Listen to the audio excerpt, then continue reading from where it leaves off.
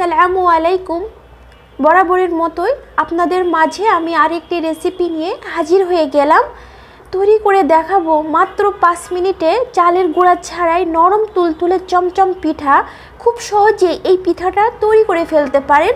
আর এই পিঠা দেখতে যেমন সুন্দর, খেতে কিন্তু অনেক মজা।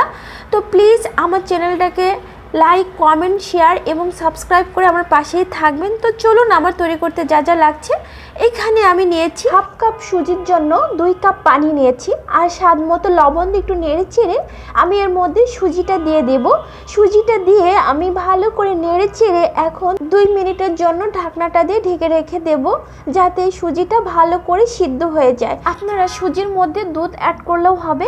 সুজি, দুধ বা ঠান্ডা পানি দিয়ে আপনারা আগের থেকেই মিশিয়ে নেবেন, তারপরে চুলাটা অন করে দিয়ে এর জন্য। তো এখানে আমি সুজির মধ্যে রান্নার রেগুলার তেল দিয়ে এরকম একটা ডো তৈরি করে নিয়েছি। এখন ডোটা তৈরি হয়ে গেছে, আমি নামিয়ে ফেলবো, একটি প্লেটে তুলে নিচ্ছি। এখন গরম গরম অবস্থায় আমি হাতটা দিয়ে ভালো করে মধ্যে নিচ্ছি। ভালো করে মধ্যে নিতে হবে কিন্তু এই ডোটা। তো এরকম ভালো করে মধ্যে নেওয়া হয়ে গেছে, আমি রেস্টে রেখে দেব একটি ঢাকনাটা দিয়ে। আর এদিকে আমি পুর তৈরি করে নেব। এই জন্য আমি এখানে একটি ফ্রাই প্যান নিয়েছি। ফ্রাই প্যানের মধ্যে আমি গুড় দেব, আপনারা এখানে চিনি অ্যাড করলেও হবে। আমি গুড়টা একটু বেশি পরিমাণে নিয়েছি। আর এখানে নারকেল কুড়া দিয়ে দেব। নারকেল কুড়া আমি 1 কাপ মতো নিয়েছি, আপনারা কমিয়ে বা বাড়িয়ে নিতে পারেন। এবং আমি এখন নেড়ে চেড়ে নিচ্ছি ভালো করে। যখন এরকম নাড়া পরে এরকম হবে ঝরঝরা, তখন আমি নামিয়ে ফেলবো এই পুরটা। তো এদিকে যে ডোটা রেস্টে রেখেছিলাম, এখান থেকে আমি ছোট ছোট করে লেচি কেটে নিয়ে এখন আমি 2 হাত দিয়ে বাটি মতো করে নিয়ে যে পুরটা রেডি করে রেখেছিলাম ওখান থেকে পুরটা নিয়ে এখন আমি এই পিঠা তৈরি করে নেব। আমি মুখটা এরকম ছিল করে নিচ্ছি। এখন 2 হাতের মাঝখানে এরকম বল বল করে আমি এরকম চমচম সেবে নিচ্ছি, যেহেতু চমচম পিঠা হবে।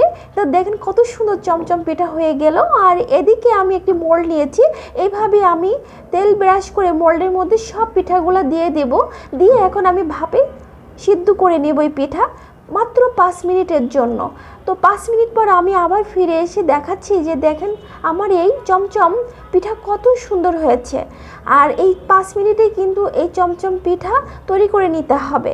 এখন চমচম পিঠাগুলা কোট করার জন্য এখানে আমি কোকোনাট পাউডার নিয়েছি, আপনারা মিল্ক পাউডার নিলেই হবে। তো আমি এরকম সব চমচম পিঠাগুলো এভাবে কোট করে নিব এই কোকোনাট পাউডারের মধ্যে দিয়ে। তো দেখেন কত সুন্দর কোট করা হয়ে গেছে, মনে হচ্ছে চমচম মিষ্টি আমি কিনে নিয়ে এসেছি দোকান থেকে, না কত সুন্দর লাগছে। তো একটি পিঠা আমি কেটে দেখাচ্ছি, দেখেন পুরে ভরা কত সুন্দর চমচম পিঠা আমার তৈরি হয়ে গেল মাত্র 5 মিনিটে। আশা করি আমার এই চমচম পিঠা আপনাদের ভালো লাগবে। আপনারা যদি বাসায় এভাবেই ট্রাই করেন। আর আমার ভিডিওটি ভালো লাগলে অবশ্যই লাইক, কমেন্ট, শেয়ার করে আমার পাশেই থাকবেন। আল্লাহ হাফেজ, আসসালামু আলাইকুম।